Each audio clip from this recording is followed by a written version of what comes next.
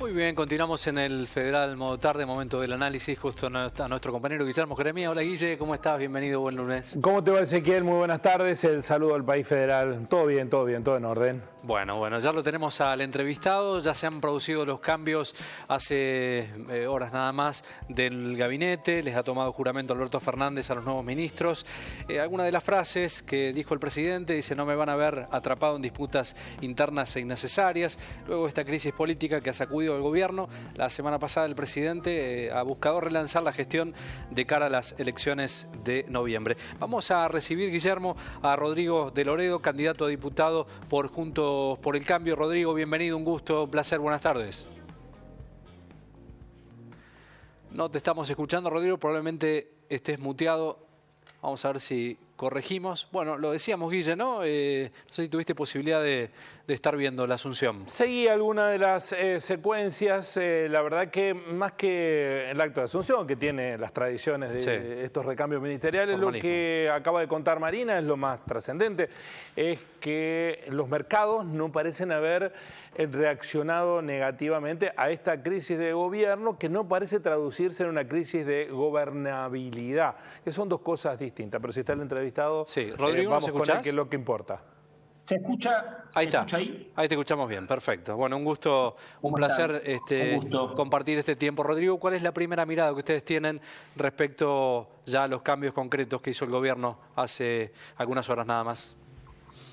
Bueno, a ver, como siempre creo que la responsabilidad del espacio de Cambiemos tiene que ser muy responsable y cuidadoso, muy garantes de la institucionalidad de estos procesos tan críticos. Pero lo escucho al presidente decir que no se va a ver inmerso en disputas estériles o encerrado en discusiones innecesarias, que es justamente lo que viene pasando un tiempo a esta parte. Los argentinos nuevamente en el medio de una interna justicialista feroz, en un contexto muy dramático, que no hace más que sumarle angustia e imprevisibilidad a la sociedad argentina. De manera que, con mucha responsabilidad lo decimos, lo vemos muy mal, vemos verdaderamente un desastre los pasos que se van dando. Se consolida un sistema vicepresidencialista, digamos, ¿no? De coalición, un vicepresidencialismo de coalición, que es un formato inédito, extremadamente complejo, pero que al margen de discutirlo en abstracto, tiene por lo menos dos problemas bien concretos. Uno es que le incorpora mucha más imprevisión, mucho más incertidumbre, un país que necesita fundamentalmente certidumbre desde la perspectiva económica y de la perspectiva institucional. Porque no se sabe bien dónde está el poder, no se sabe bien quién manda, aunque todos en términos fácticos sabemos que mandaba Cristina antes de estos episodios, después de estos episodios, al haberse ratificado prácticamente los cambios sugeridos por Cristina, sigue mandando, pero cada vez más Cristina. Entonces me parece que los cambios no han sido buenos. Le siguen dando a la Argentina mucha incertidumbre y cambios que nunca están mal darlos, más si hubo un rechazo bastante contundente en las urnas. No está mal que un gobierno reaccione con cambios en sus gabinetes, pero los cambios, entre otras cosas, hubiese necesitado de dirigentes con más perfil técnico, más perfil de gestión y una tomada de timón, como quien dice el presidente, y eso no pasó. ¿Usted cree que esto no oxigena la situación del gobierno? ¿Es el cambio que no cambia? No, porque es más dióxido de carbono que oxígeno lo que se ha incorporado, porque son dirigentes que tienen más de un pasado muy frondoso y tampoco exitoso. Entonces, son dos las consecuencias. Imprevisión, porque no está claro la conducción de la Argentina, o está clara, pero no está en los lugares que institucionalmente tiene que estar. Eso genera mucha incertidumbre en los mercados, en la sociedad, en la familia. Pero por otro lado, al ratificarse el rumbo o la conducción de Cristina, es un dato de la realidad que el pensamiento del cristinismo, o del kirchnerismo, como se lo quiera llamar, al margen de que se reviste de un envoltorio ideológico, a mi juicio, en definitiva, es un razonamiento caduco, analógico, que atrasa. Y los ministros me parece que reflejan claramente esa discusión de llevarnos hacia atrás, de volver a aplicar recetas que en la Argentina ya se probó y fracasaron. Y la segunda consecuencia me parece que termina cediendo el gobierno a la irresponsabilidad fiscal, ¿no? Esto no es nada nuevo. Esto ya lo conocemos los argentinos. No sé qué éxito electoral tendrá, pero gobernar no se trata de ganar las elecciones a la vuelta de la esquina. Se trata también de pagar costos, de asumir responsabilidades. Y la Argentina, ya lo anuncian con bombos y platillos y desfachatadamente, se incorpora en lo que se denomina la economía electoral, el festival de planes, como quien dice. Entonces, eso es muy preocupante porque le sigue dando inestabilidad a una economía que tiene riesgo de escaladas inflacionarias. Y la última perspectiva que le puedo aportar también, con mirada tratando de pujar en los cambios, siempre abogando porque le vaya bien, le soy muy sincero. Ojalá que todo lo que uno dice sea un análisis errado.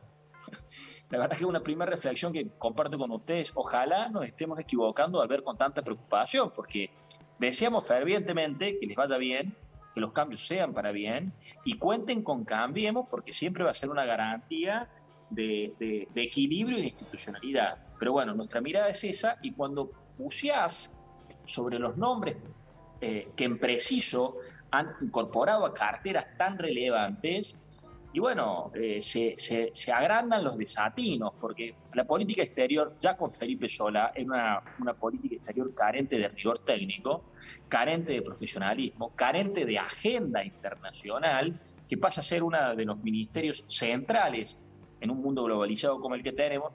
Que vaya Santiago Cafiero, que fracasó como jefe de gabinete.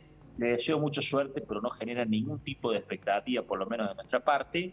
Y qué decirles, porque me parece que acá yo no quiero entrar en lugares comunes, pero la verdad es que uno siente que sobran los argumentos cuando tenga que analizar el Ministerio de Seguridad en manos de Aníbal Fernández. Un ministerio tremendamente mal llevado adelante, porque ha estado inmerso en chicanas entre Bernie y Freylich desde que se asumió. Ustedes pueden dar cuenta de eso. Y ahora asume un guerrero dialéctico que puede ser simpático para las defensas del día a día, de las gestiones, pero que va a dejar muchísimo que desear para una de las agendas y ministerios más relevantes que tiene el Gobierno Nacional. Rodrigo, buenas tardes. Guillermo te saluda. ¿Cómo va? ¿Qué haces, Guillermo? ¿Cómo estás vos? Bien, dos cuestiones sobre las cuales me gustaría profundizar de lo que ha dicho. Primero, ¿no le cree legitimidad política a Cristina Fernández para sugerir, impulsar, imponer cambios? Digo, ¿no está en condiciones por su carácter de vicepresidenta de hacerlo? Está bien la pregunta, Guillermo, porque es una discusión de otro orden eso. Está claro que ellos son un frente coalicional que tienen esa genealogía, sería el punto, ¿no? Lo cierto es que ese diseño, este vicepresidencialismo de coalición, al ser inédito y al ser tan zigzagueante, llena de incertidumbre las políticas. Entonces, un poco por la verborragia del presidente y otro poco por este diseño institucional, la Argentina ha perdido, entre otras cosas, la palabra presidencial. En momentos de crisis mundial, en momentos de crisis nacional, de las más profundas que nos hemos tocado transcurrir, tenemos un presidente que lo que dice a la mañana no lo sostiene al mediodía. Entonces, al margen de la discusión de adentro de la coalición, que nosotros somos muy respetuosos, sí, la verdad, me da gracia todas las veces que a Cambiemos se le mira el pelo en el huevo porque tenemos opiniones distintas y estas son verdaderas batallas salvajes porque no hay un dejo de responsabilidad transitarlas como las transita el peronismo y tener en vilo a la economía y la sociedad semanas enteras. Al margen de la discusión de cómo se muevan ellos adentro de su propia coalición, la legitimidad o los votos que tenga Cristina, este diseño evidentemente es contra natura. Y para mí genera esta pendularidad constante en el gobierno. Y lo otro, Rodrigo, usted mencionó que se inaugura una etapa de economía electoral. ¿No la había inaugurado Macri en el 2017, yendo hacia la hora 12, la hora 18, programas que criticó y que recuperó para impulsar la economía en el 2017, además de ampliar la cantidad de ayuda a través del monotributo social, o en el propio 2019, cuando Macri recibe 50.000 millones de dólares del Fondo Monetario Internacional, que es una ayuda excepcional, que llega justo en un momento electoral. ¿Eso no fueron episodios de economía electoral? ¿Por qué aquellos no y este sí? Nadie está exento en la política argentina y por eso venimos con fracasos consecutivos que exceden la parcialidad de un gobierno. Nadie está exento de haber cometido los errores típicos de la expansión del gasto en los periodos electorales. Entonces la discusión, a mi juicio, Guillermo, pasa a ser una discusión de gradualidad. ¿En qué contexto y con qué ferocidad se incorpora uno en un tipo de discusión de estas características, ¿no? La verdad que la discusión durante el gobierno de Cambiemos, que vos sabés bien, que yo defiendo gran parte y critico otra parte, y la verdad es que es una discusión del pasado a la cual la sociedad ya juzgó y castigó con su voto, por eso la necesidad de que volvamos aprendiendo los errores cometidos. Me parece que tuvo una discusión bastante pública entre medidas más ortodoxas y más graduales. Y el Ahora 2 y una serie de políticas que de alguna manera incentivaban el consumo interno, transitó ese camino de la gradualidad. Pero siempre el gobierno tuvo metas de equilibrio fiscal que medianamente trató de ir corroborando y metas de desasfixiar impositivamente a la Argentina con el consenso fiscal que se firmó en el 2017. Me parece que es una discusión de grado absolutamente distinta. Hoy tenemos una expansión del gasto extremadamente grande, un nivel inflacionario acuciante y un riesgo en la economía de seguir espiralizando ese gasto muy evidente. Entonces, extremarlo en estas condiciones al solo efecto de generar una remontada electoral de 30 a 40 días, me parece, en términos cuantitativos o cualitativos, mucho más grave. De Loredo, ¿cuál cree que ha sido, en esto pensaba en la gobernabilidad, en todo lo que ha pasado estas últimas semanas, cuál ha sido a su criterio el rol de la oposición? Bueno, lógicamente, como todo frente coalicional, hay muchas opiniones que atraviesan los tamices, ¿no? Entonces tenés opiniones un poco más desfachatadas, otras un poco más prudentes, pero me parece que todas se enmarcan en una actitud de extrema responsabilidad. Te lo digo de otra manera. Con mucho menos de esto que nos hubiese pasado a nosotros en el gobierno, ese mismo día que se armó, creo que fue un jueves, si no mal recuerdo, la seguidilla de renuncias que se presentaban, hubiese sucedido la misma foto, es decir, hubiese estado ingresando, figuradamente lo digo, Aníbal Fernández a Casa Rosada, es decir, con mucho menos a un gobierno de idiosincrasia no justicialista, las consecuencias le hubiesen sido mucho más graves. El sistema institucional argentino, les guste a otros, no les guste, nos consideren más suaves a nosotros o como le quieran considerar, me parece que tiene rigor histórico de decir que tanto mi partido, que es el radicalismo, como Cambiemos, es una coalición muy respetuosa de la institucionalidad y que en estos momentos siempre complejos está ahí. No sostiene cosas de más, no se pone pero muy prudentemente cumple el rol institucional que tiene que cumplir y tiende la mano lo hizo Cambiemos cuando empezó la pandemia, si vos te recordarás. Lo hizo el jefe de gobierno, los presidentes de los bloques. Bueno, me parece que con la misma prudencia hemos actuado en este momento. Rodrigo, pensando ya más en términos electorales, este fin de semana Luis Juez aseguró que hay que ir hacia un modelo de flexibilización laboral que incluya no contemplar las indemnizaciones. De hecho, hay proyectos presentados por su fuerza política en este sentido. ¿Usted está de acuerdo con esto? ¿Cree que el problema de la economía es limitar los derechos laborales adquiridos por los trabajadores? Guillermo, no lo escucha, Luis, cuál es la propuesta puntual, pero debe de ser... En el programa de Mirta Legrand, de Juanita, bueno, en el programa de Mirta Legrand que conduce Juanita, ahí lo dijo. Pero debe de ser, me imagino yo, la propuesta que yo me encargué de presentar acá en la campaña. De manera que no solamente estoy de acuerdo, sino que paso a explicarla en su precisión, digamos, ¿no? Sí, perdón que le haga un breve matiz, Rodrigo, porque yo conozco su propuesta que difiere de lo que dijo Juez. Juez dijo que todos los derechos laborales adquiridos durante la década de los 40, hablando de los que asignó el peronismo, hay que desecharlos, porque este es otro escenario y en ese marco justificó eliminar las indemnizaciones, pero habló de una globalidad de cuestiones. Dijo, entre otras cosas, pues... La propuesta que nosotros, sí, no lo escuché, Guille, capaz que bueno, también es en el contexto de descuento que no puede referirse a la totalidad de los derechos laborales. Descuento porque conozco lo que piensa y sé que de última, no sé cómo habrá sido la opinión que dio puntualmente. Nosotros lo que estamos proponiendo es salir de la realidad absolutamente, y te voy a contestar por partes, porque me preguntas también qué le hace falta a la economía argentina. Yo creo que a la economía argentina le hace falta una reforma tributaria, una reforma en el régimen de contratación laboral, un plan de infraestructura, un nuevo marco de relacionamiento internacional que nos saque de esta relación donde hemos perdido una gran cantidad de mercados, y obra de infraestructura productiva y una reforma educativa. Dicho esto, nuestra propuesta de reforma del régimen de contrataciones, primero salir de una gran hipocresía, digamos, ¿no? Nosotros tenemos un régimen aplaudido en el norte de Europa y en la Organización Internacional del Trabajo, pero pisás tierra argentina y con mucha hipocresía advertís que el 50% de nuestros laburantes carecen de ningún tipo de protección de obra social ni previsional, ¿no? Y convivimos con eso mansamente, total es tabú hablar del tema. Y me parece que se ha llegado un momento que se toca tanto fondo que de última asumamos la responsabilidad o la oportunidad de poder entrarle a reformas estructurales que este país efectivamente necesita. No creo que ninguna por sí solas, generan un cambio, pero sí creo que esas 4 o 5 grandes reformas estructurales incorporan a la Argentina una senda más moderna, más adecuada a la economía contemporánea. Dicho esto, ¿qué proponemos nosotros? Como primer paso, cambiar un régimen de contratación que para las microempresas, que son el 70% de las pymes.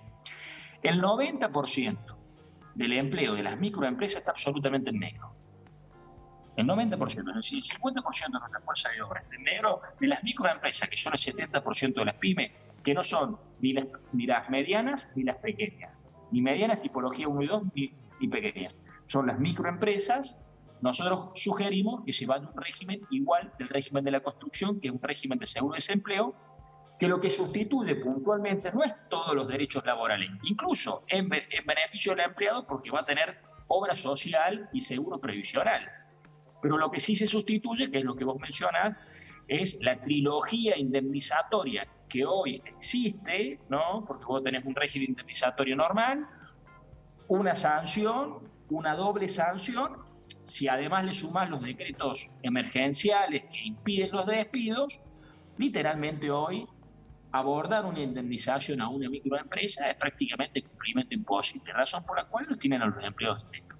O si no, los tienen en medio blanco, medio negro, que en definitiva asumen el mismo riesgo, porque al tenerlo en una parte en negro, posteriormente, si tienen un conflicto laboral, no pueden ni siquiera abordar las consecuencias de eso.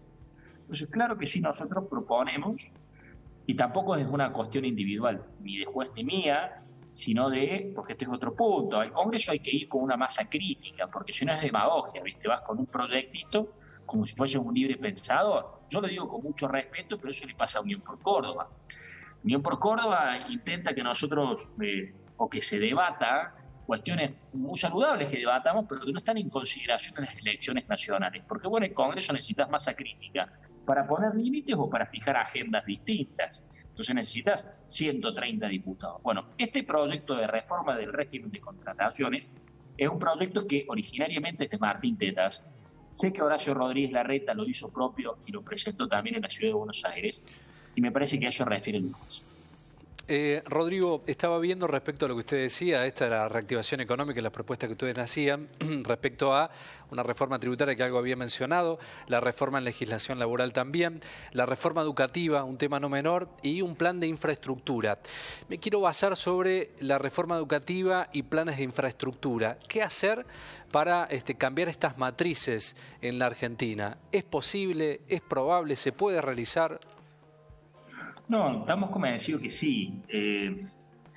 Lamentablemente, si hago un rápido resumen de la obra pública, últimamente en la Argentina ha tenido 3 condimentos que se tienen que terminar, que son: se ha utilizado la obra pública para disciplinar políticamente a los intendentes, eso también pasa ahora actualmente en Córdoba. Entonces tenés...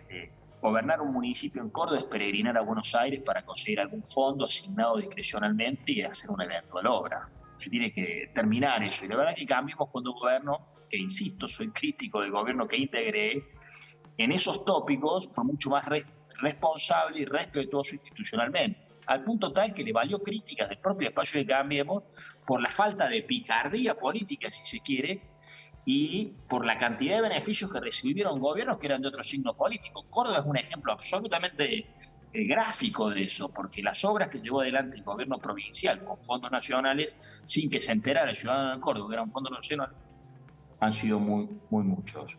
La segunda característica es que la obra pública muchas veces tiene un puro y exclusivo objetivo electoralista, entonces está lleno de ciudades y de pueblos que hacen obras que no están priorizadas desde una perspectiva productiva. Entonces, planes de iluminación, planes de parquización de plaza, con mucho respeto lo digo, ¿no? Y lo tercero es que se sigue abonando regímenes de contratación viejos que dan lugar a cartelizaciones y robos. Los entramados de la contratación pública tienen altísimos componentes de corrupción. Tenemos este caso, que al final no sabemos en qué quedó, que fue el famoso caso de los cuadernos. Nosotros creemos que se tiene que ir a un régimen, como tienen muchos países, que establecen una priorización de las obras públicas estratégicas para el desarrollo de la Argentina, que se sancionen por ley y que de alguna manera estén priorizadas, con la participación del Senado, con la participación de la Cámara de Diputados, pero obras de infraestructura gasíferas, eléctricas y fundamentalmente, ustedes saben que es uno de los temas que a mí más me apasiona y veo que todavía no hay una conciencia política de la prioridad de esto, que son las obras de infraestructura tecnológica, fundamentalmente de acceso a Internet. Me parece que tienen que estar priorizadas.